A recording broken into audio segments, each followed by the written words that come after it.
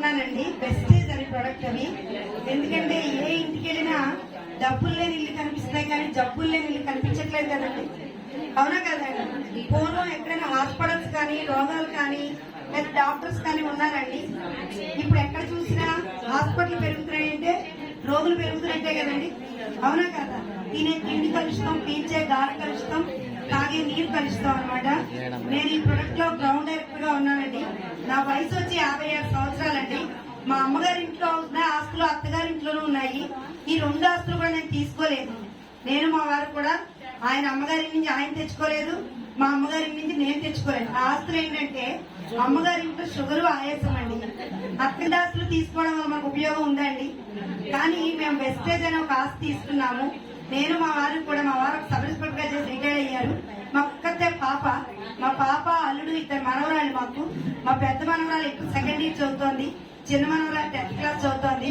ఇద్దరిని పెంచి పెద్ద చేయడం కోసం అని సింగపూర్, వైజాగ్ మధ్యలో తిరుగుతూ ఉండేవాళ్ళం.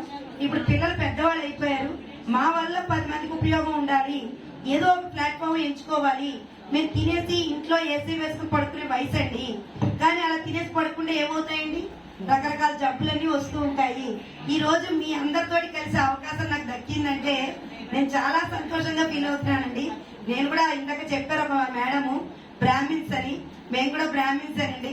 కానీ నాకున్న ఎక్కువ ఫ్రెండ్షిప్ అంతా మీ వాళ్ళందరే. అలా లేదండి, అందరి ఒంట్లో ప్రవహించేది ఒకటే రక్తం, అందరూ తినేది అన్నమే. అంతేగాని మన దేవుళ్ళని మనం ఎంచుకున్నామండి. హిందూస్ అని, క్రిస్టియన్స్ అని, ముస్లింస్ అని, ఆ దేవుడు అంతా ఒక్కటే అని చెప్తున్నారు. అలాగే మేము దేవుడి వరకేనండి ఆ పూజలో విని. తర్వాత బయటకు వచ్చాక అన్ని కులాల వాళ్ళతో తిరగాలి, అన్ని మతాల వాళ్ళతో తిరగాలి. మనం ఎవరిని కూడా ఎంచి మాట్లాడకూడదండి. అందరూ బాగుండాలి, అందులో నేను ఉండాలని చెప్పేసి ఆ గోల్తో నేను వర్క్ చేస్తున్నానండి. ఇప్పుడు మీరు బయట వాడే ప్రొడక్ట్స్, ఒక పేస్ట్ ఏం వాడుతున్నారో ఒకసారి ఎవరైనా చెప్పగలరండి? కాల్గేట్. ఆ కాల్గేట్ పేస్ట్ ఎలా తయారవుతుందో తెలుసా అండి ఎవరికైనా? ఆ పేస్ట్ అట్టపెట్టి మీరు చిన్న చిన్న అక్షరాలతో రాస్తున్నాడు. చిన్నపిల్లలు 6 సంవత్సరాల లోపల ఈ పేస్ట్ వాడకూడదు, అందులో నికోటిన్ అంటే పొగాకు కలుపుతున్నారండి. మరి పిల్లలు 6 సంవత్సరాల పిల్లలు పేస్ట్ తినడానికే ఇష్టపడతారు, అవునా కాదండి? అలాగే మనం ఎంత జాగ్రత్తగా బ్రష్ చేసినా ఒకసారి కొట్టేస్తాము. మరి అందులో నికోటిన్ అంటే పొగాకు కలుస్తోంది. ఆ పొగాకు కడుపులోకి వెళ్తే ఏమవుతుందండి? క్యాన్సర్లు వస్తున్నాయండి. ఇది వరకు ఎక్కడైనా తలనొప్పి, జ్వరం అని వినేవాళ్ళం అండి. ఇప్పుడు ఎక్కడ చూసినా క్యాన్సర్. మన విశాఖపట్నంలో ఒకే క్యాన్సర్ హాస్పిటల్ ఉండేది, ఇప్పుడు 5 క్యాన్సర్ హాస్పిటల్స్ వచ్చాయండి. ఏ హాస్పిటల్ కూడా ఖాళీలు ఉండట్లేదు, అవునా కదండి? ఆరిలో రోడ్డు చూసారా ఎప్పుడైనా? ఎప్పుడు భయంకరంగా ఉండేదండి ఆ రోడ్డు. ఇప్పుడు ఎన్ని హాస్పిటల్స్ వచ్చాయండి అంటే అవన్నీ ఎవరి వల్ల కట్టారండి? మన వల్లే కదా. ఇద్దరు ఎవరైనా డాక్టర్స్ ఉన్నారండి? ఎందుకంటే డాక్టర్ ఇంగ్లీష్ మెడిసిన్ రాస్తున్నారు, మీకు 5 రోజులు వాడండి మళ్ళీ రండి అంటున్నారా? లేదా మీకు తగ్గిపోతున్న ప్రాబ్లం అని చెప్తున్నారండి, అవునా కదా? అయితే ఏ ప్రాబ్లం వచ్చినా సరే ఒకదానికి వెళ్తే ఒకటి, ఒకదానికి వెళ్తే ఒకటి వస్తున్నాయండి. ప్రతి చోట అనారోగ్యాలు. ఈ పేస్ట్ ఎప్పుడైతే వాడారో, పేస్ట్ ఎప్పుడైతే, అలాగే బ్రష్లు ఉంటాయి మా దగ్గర, పేస్ట్లు ఉంటాయి, సబ్బులు ఉంటాయి. ప్రతిదీ కూడా మేము డెమోల రూపంలో కూడా చూపిస్తామండి. అందరికీ హార్పిక్లు, యాసిడ్లు గురించి తెలుసా అండి?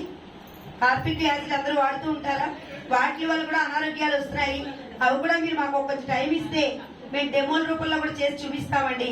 మీకు ఇంట్రెస్ట్ ఉన్న వాళ్ళు చూడండి, బలవంతం ఏం లేదు. ఎందుకంటే టైం చాలా అయింది, మీరు భోజనం టైంలో ఉంది. నెక్స్ట్ మీటింగ్ కి రండి, అప్పుడు ఎక్కువ సమయం మీకు ఇస్తాను. ఓకేనండి, థ్యాంక్ యూ సో మచ్ అండి.